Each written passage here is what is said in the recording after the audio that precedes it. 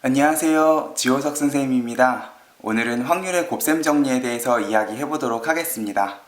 지난 시간에는 우리가 확률의 기본적인 정의랑 확률의 덧셈 정리에 대해서 이야기를 했었는데요. 오늘부터 이야기할 곱셈 정리부터는 확률에서 기억해야 될 공식들이 많기 때문에 오늘 강의를 듣고 이 곱셈 정리랑 관련된 개념들을 잘 정리할 수 있었으면 좋겠습니다.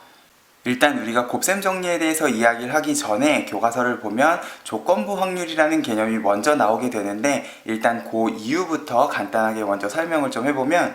확률의 덧셈 정리가 합사건의 확률하고 관련된 내용이었으면 확률의 곱셈 정리는 곱사건의 확률하고 관련된 개념이라고 생각을 해주면 될 텐데요. 이 곱사건이라는 건 우리가 지난 시간에 이야기를 했었던 교집합하고 관련된 개념이기 때문에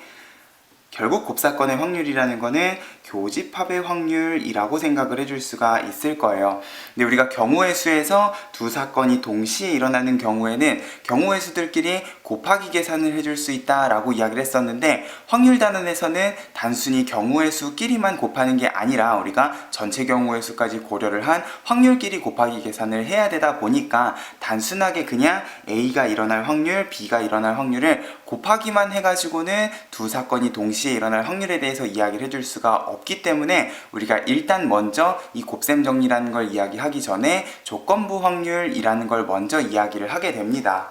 그러면 조건부 확률이라는 건 뭐냐? 우리가 앞에서는 그냥 어떤 사건 B가 일어날 확률에 대해서만 이야기를 했으면, 이제 이 확률 B에 조건을 걸어놓고 사건 A가 이미 일어났다고 가정을 해놓고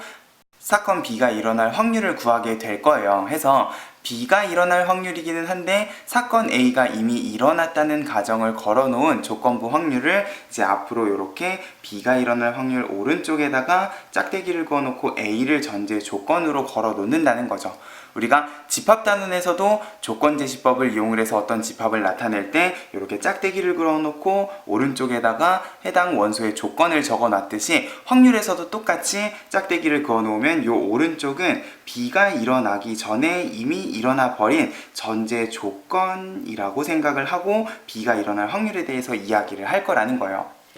근데 이렇게 이미 일어난 사건을 전제 조건으로 깔아놓고 우리가 확률을 구하게 되면 이제 원래 확률을 구했을 때랑은 다르게 전체 경우의 수를 내가 어떤 시행을 했을 때 나올 수 있는 모든 경우를 고려를 할 필요가 없다라는 점이 우리가 조건부 확률에서 조심을 해야 되는 부분인데, 일단 요거는 간단한 예를 들어서 설명을 하면 이해하기가 좋을 것 같아요. 여기 지금 주사위를 한 개 던졌을 때 이미 나온 눈의 수가 소수라는 점을 알고 있을 때 그 눈이 홀수일 확률을 구하시오 라고 하면 이제 이런 식으로 이미 일어난 전제 조건을 조건부로 걸었을 때의 확률을 이런 식으로 표현을 할 거라는 거죠. 내가 원하는 확률은 홀수의 눈이 나올 확률인데 이미 우리는 그 눈이 소수라는 거를 알아버렸기 때문에 이제 주사위를 던졌을 때 나오는 1, 2, 3, 4, 5, 6, 6가지 경우의 수를 고려를 할 필요가 없는 상황이 돼버렸다는 거예요. 이미 나는 소수라는 사실을 알고 있기 때문에 1부터 6까지 중에서 소수인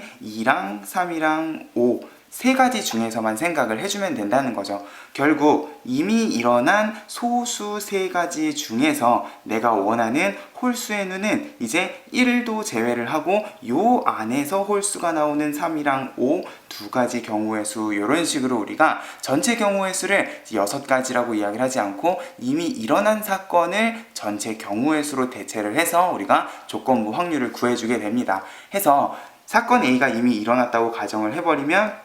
확률을 구할 때 요 B가 일어나는 경우에 전제 조건으로 깔려있는 A를 우리가 전체 경우의 수 대신에 분모에다가 이렇게 집어넣게 되고, 자, 이렇게 되면은 분자의 B가 일어나는 경우도 전체 경우에서 B가 일어나는 게 아니라 아까 전에 소수 안에서 우리가 홀수를 찾았듯이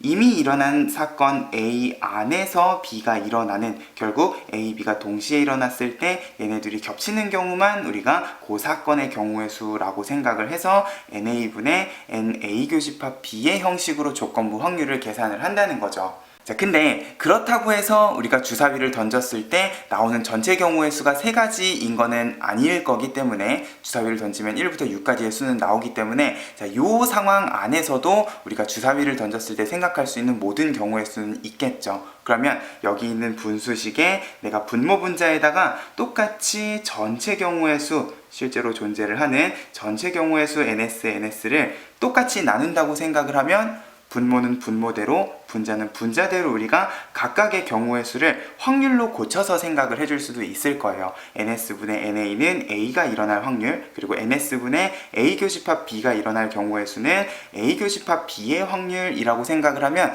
조건부 확률은 경우의 수의 관점에서도 계산을 해줄 수가 있지만 문제에 만약에 확률값이 주어져 있으면 확률의 관점에서도 똑같이 그냥 A가 일어날 확률에 A, B가 동시에 일어날 확률을 가지고도 조건부 확률을 계산할 수 있구나 라는 느낌으로 2가지 관점으로 생각을 해주면 좋을 것 같아요.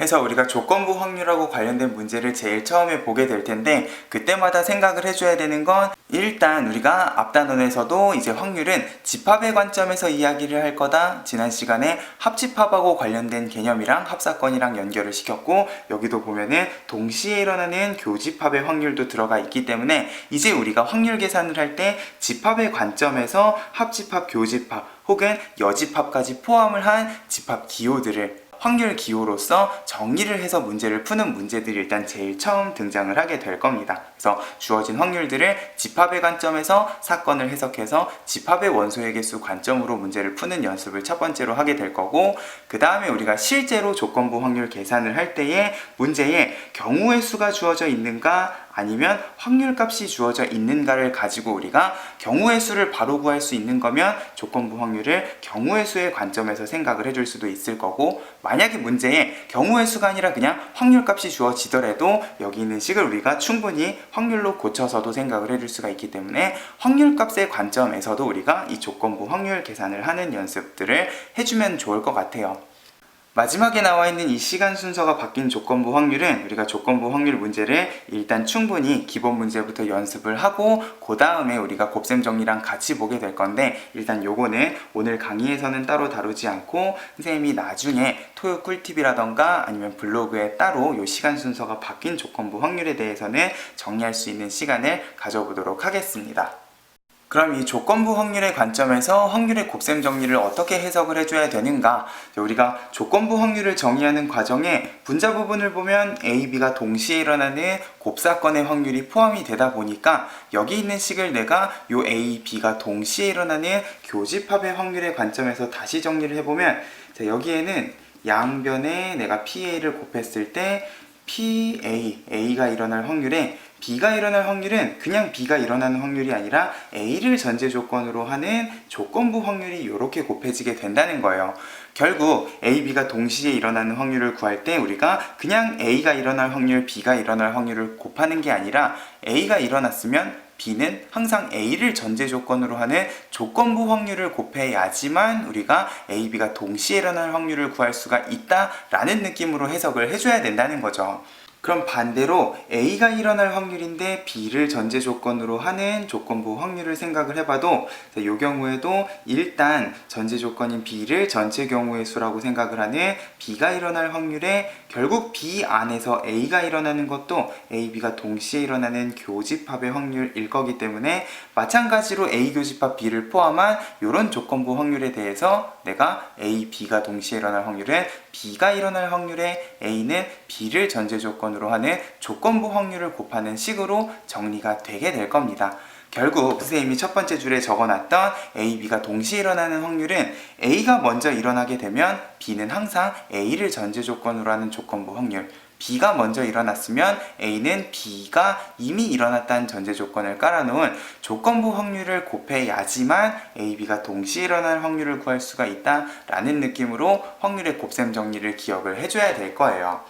뒤에서도 선생님이 독립종속에 대한 이야기를 하겠지만 결국 우리가 곱셈 정리에서 고려를 해야 되는 건 뭐냐? 어떤 두 사건이 일어날 때 한 사건이 다른 사건에 확률값에 영향을 미치느냐 안 미치느냐의 관점에서도 우리가 고민을 해봐야 되는데 사실 이런 고민을 우리가 중학교 때도 확률 계산을 하면서 비슷한 상황을 보기는 했었어요. 밑에 선생님이 예를 적어놨는데 10개의 제비 중에서 3개의 당첨 제비가 들어있는 주머니에서 갑과 을이 순서대로 갑이 먼저 뽑고 그 다음에 을이 뽑는 순서대로 제비를 하나씩 뽑는 경우를 생각을 했을 때, 자, 우리 이제 고등수학에서는 얘네들을 집합기호로 나타내는 것도 연습을 하자 그랬기 때문에, 자, 만약에 갑이 당첨 제비를 뽑는다고 하면 그 사건을 A, 을이 당첨 제비를 뽑는다고 하면 그 사건을 B라고 했을 때 두 가지 다른 상황을 생각을 해볼 수가 있을 거예요. 만약에 갑이 뽑았던 제비를 다시 주머니에다 집어넣지 않은 상태에서 을이 그 다음 제비를 꺼내는 상황, 혹은 갑이 뽑았던 제비를 다시 주머니에 넣고 을이 그 다음에 제비를 뽑는 상황을 생각을 하면, 자, 갑이 뽑았던 제비를 다시 주머니에다 넣지 않을 때에는 일단 갑은 전체 10개 중에서 3개의 당첨 제비를 뽑을 수가 있을 텐데, 을 같은 경우에는 이제 갑이 처음에 당첨 제비를 뽑았느냐 혹은 당첨 제비가 아닌 제비를 뽑았느냐에 따라서 확률값이 전혀 다른 값을 가지게 된다는 거예요. 만약에 갑이 처음에 당첨 제비를 뽑았으면 전체 제비의 개수도 9개로 줄겠지만 당첨 제비의 개수도 3개에서 2개로 줄은 9분의 2인 확률을 가지게 될 것이고, 만약에 처음에 갑이 당첨 제비를 뽑지 못했다. 그래도 제비의 개수는 9개로 줄어들 텐데 당첨 제비의 개수는 바뀌지 않은 3분의 1, 전혀 다른 확률 값을 가지게 된다는 겁니다. 결국 앞에 일어난 사건이, 갑이 제비를 뽑는 사건이 을이 제비를 뽑는 요 확률 값에 영향을 끼치고 있는 경우에는 A, B가 동시에 당첨 제비를 뽑는 확률 값도 요 상황을 고려를 해서 생각을 해줘야 된다는 거예요. 결국 이 경우에 A, B가 동시에 당첨 제비를 뽑는 확률은 A가 당첨 제비를 뽑을 확률인 10분의 3에다가 B는 A가 이미 당첨 제비를 뽑았기 때문에 A가 당첨 제비를 뽑았다는 전제 조건을 깔아놓은 9분의 2만큼을 곱해서 A, B가 동시에 당첨 제비를 뽑을 확률을 구해줘야 된다는 거죠. 결국 이 경우에는 10분의 3이랑 9분의 1을 곱한 15분의 1만큼 A, B가 동시에 당첨 제비를 뽑을 확률이 나오게 될 겁니다. 자, 그럼 여기에서 그냥 전제 조건을 깔지 않고 을이 당첨 제비를 뽑을 확률이 얼마인가를 생각을 해보면, 이 을이라는 거는 처음에 갑이 당첨 제비를 뽑았느냐 안 뽑았느냐에 따라서 당첨 제비를 뽑을 확률이 달라지기 때문에 두 가지 서로 다른 상황을 생각을 해야 된다는 거예요. 결국 A가 처음에 당첨 제비를 뽑고 B가 당첨 제비를 뽑느냐, 혹은 갑이 당첨 제비를 뽑지 못하고 을이 당첨 제비를 뽑느냐, 두 가지 확률을 더한 경우를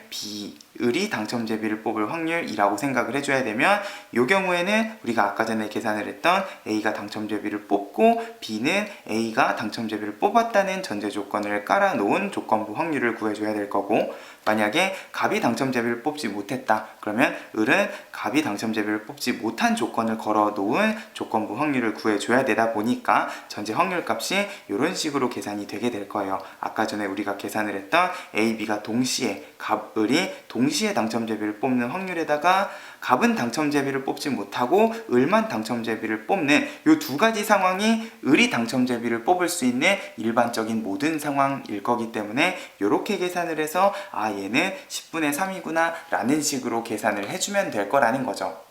자, 여기 있는 모든 문제들을 그냥 숫자로 확률값만으로 계산을 해줄 수도 있지만, 우리가 고등수학에서는 선생님이 계속 강조하지만 이런 식으로 교집합 기호 그리고 조건부 확률 기호로 나타내주는 연습도 같이 하면서 우리가 이 확률의 곱셈 정리 계산들을 연습을 하면 좋을 것 같아요.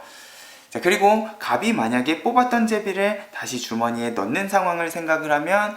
갑도 10분의 3이겠지만 다시 제비를 집어넣게 되면 을은 갑이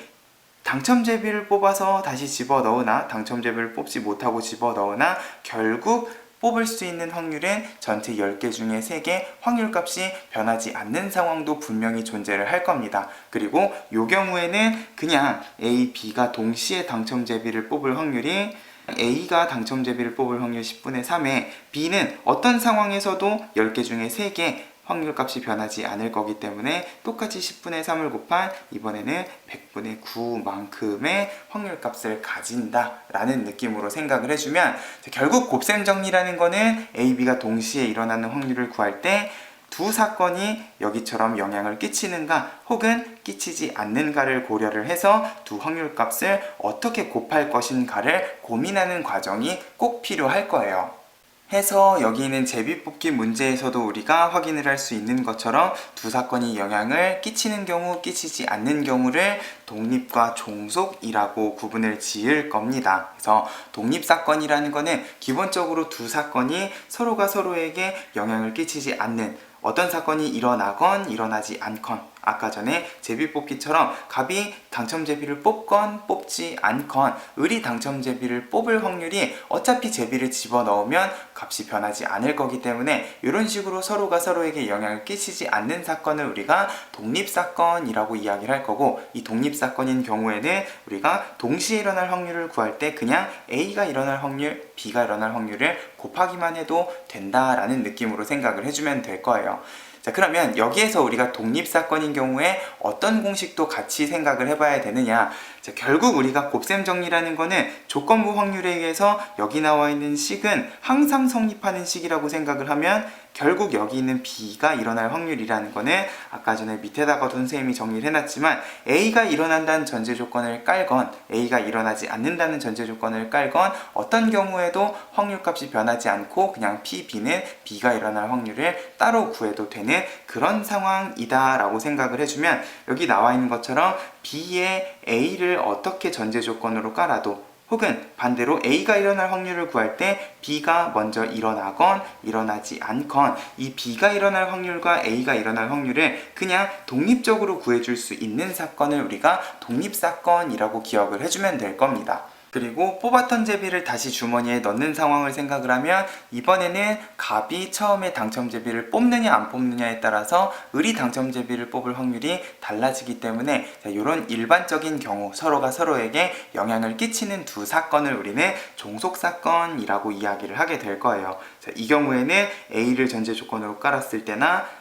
A가 일어나지 않는다는 전제 조건을 깔았을 때, 그리고 마지막에 우리가 구했던 것처럼 B가 일어날 확률까지 이 세 개의 값이 전부 다 다른 경우에 우리가 종속사건이라고 이야기를 할 거라는 거죠. 해서 우리가 동시에 일어나는 교집합하고 관련된 문제를 풀 때에는 항상 두 사건이 서로가 서로에게 영향을 끼치느냐 끼치지 않느냐를 판단을 해줘야 되는데, 이 독립과 종속을 구분하는 방법이 그냥 문제에 주어진 상황을 보고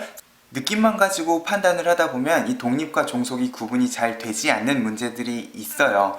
여기 나와 있는 것처럼 그냥 문제만 봐도 서로가 서로에게 영향을 끼치느냐 안 끼치느냐가 명백한 문제가 있는가 하면 우리가 어떤 사건을 집합의 형태로 나타냈을 때 이 집합의 관점에서 그냥 바로 얘네들이 영향을 끼칠 것인가 끼치지 않을 것인가가 애매모호한 상황이 있다는 거죠. 해서 우리가 어떤 두 사건이 독립인지 종속인지를 판단을 할 때 항상 그 각각의 사건, 집합에 대한 확률 값을 가지고 판단을 했으면 좋겠어요. 그래서 여기 선생님이 독립사건에 곱사건하고 관련된 공식을 하나 적어놨는데, 요거는 우리가 독립과 종속을 판단을 하는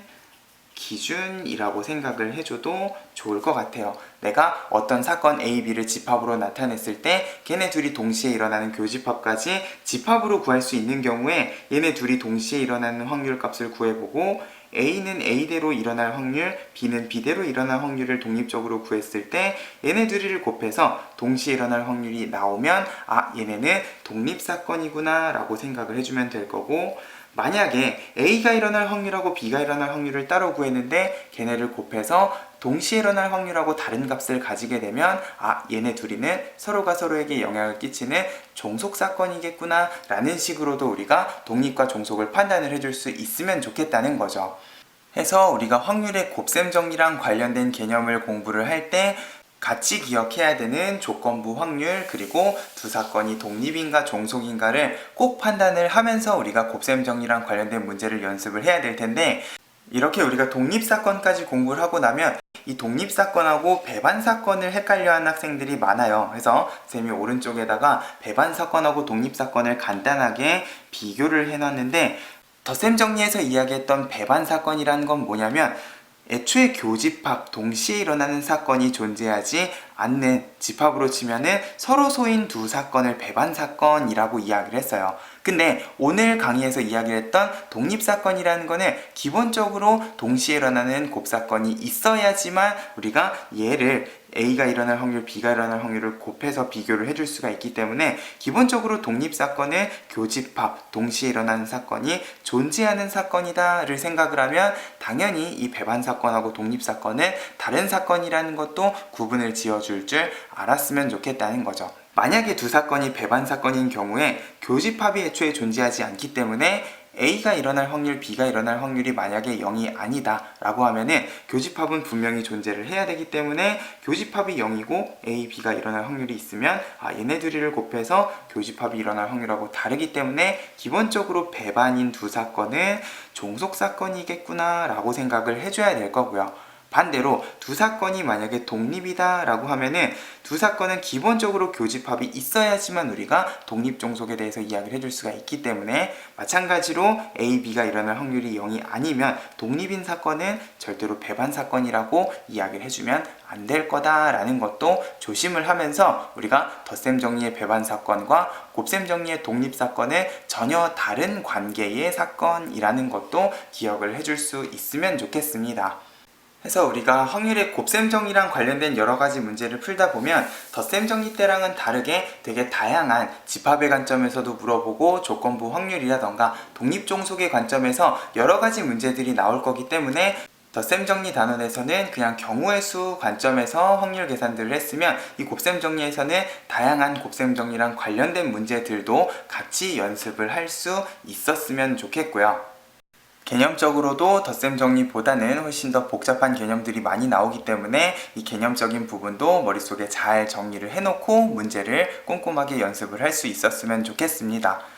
혹시나 오늘 강의에서 이해가 되지 않는 부분이라던가 문제를 풀다가 곱셈 정리랑 관련된 문제가 잘 안 풀리는 경우에는 얼마든지 댓글 남겨주시고요. 선생님 강의가 도움이 됐으면 구독과 좋아요 꼭 눌러주세요. 우리는 또 다음 강의에서 만나도록 하겠습니다. 감사합니다.